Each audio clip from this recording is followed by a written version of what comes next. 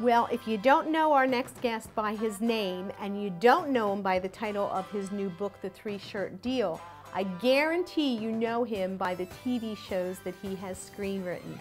And for example, some of those great shows are Beretta, The A-Team, 21 Jump Street, The Greatest American Hero, The Commish, Hunter, and Wise Guy. That is a big long list, not to mention his movies and all the books. And joining us today is Stephen J. Cannell, and thank you so much for joining us. Hey Carol, how you doing? I grew up with you. I love hearing that. I was not familiar with the fact that you were a book writer as well. This is all new to me. You know, my first question for you is, how did you overcome the difficulty of having dyslexia, being able to write and do all this? Well, you know, it's interesting because people think that if you have a learning difference like dyslexia, that you wouldn't possibly be able to write. But if you stop and think about it, writing is a download, and all of the problems with dyslexia are uploads. You know, so speaking is a download, and as I can hopefully make some sense as I talk to you this morning, I can do the same thing when I write my screenplays or my books. It's just that I don't spell very well, you know, so that's my Achilles heel of spelling. But, you know, I have people that work with me that can help me with that, so it all's real easy for me. At what age did you realize you had a problem? About first grade. I flunked the first grade. How do you do that, Carol?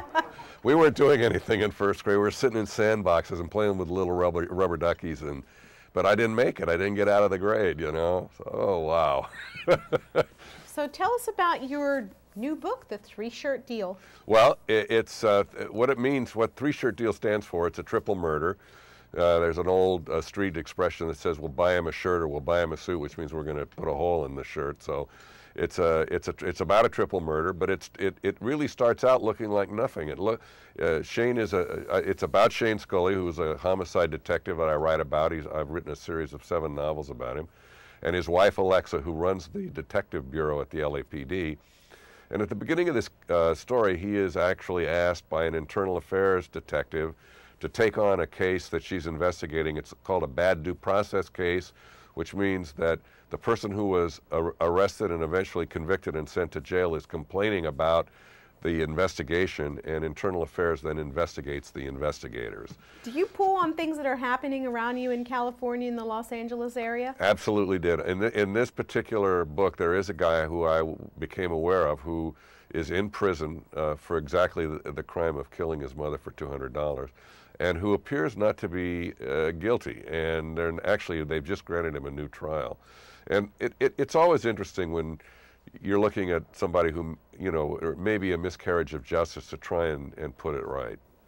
Well, with all the mediums that you've worked in, and quite successfully, I might add, do you have a favorite?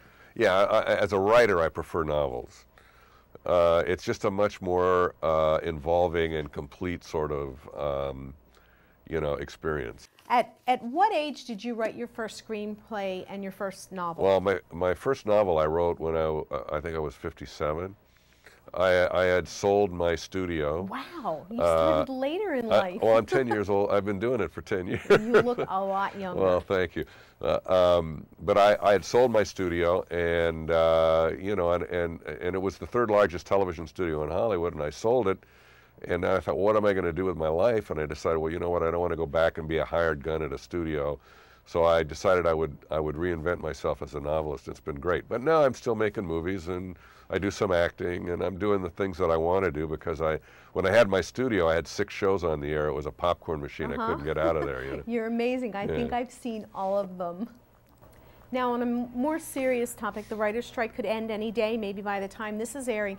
What are your comments on the writer's strike? Well, Carol, you know, I mean, it's difficult because we're trying to find a business model for a new market.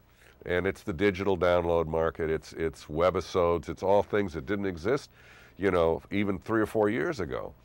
And how do you compensate writers for that, and what's fair for the studio and what's fair for the writer? And there's a lot of history that's gone on between the Writers Guild and the AMPTP, which is the association that negotiates for the studios. You know, for instance, DVDs were a big bone of contention in the '88 strike, and the writers never felt they got their fair share of that. And as a guy who owned a studio, I can tell you I kind of don't think they did. Well, Steve, we have to let all of our viewers know about the 3-shirt deal, and I understand we're going to get to see James Gardner again. Yeah, and also the Rockford Files DVD is out. I promised my friends at Universal, that's one of my shows, that I would plug that for them. There is a in the DVD. There's a card there, kind of announcing 3-shirt deal. So they're trying to help me too. And I love Rockford Files, one of my faves. And Greatest American Hero, love that show. And I'm making that as a movie this coming year. So. Oh, Steve, I can't wait to sit down with you one-on-one live in person. I hope so, Carol. You've been great. Thank you so much. Take care, you too.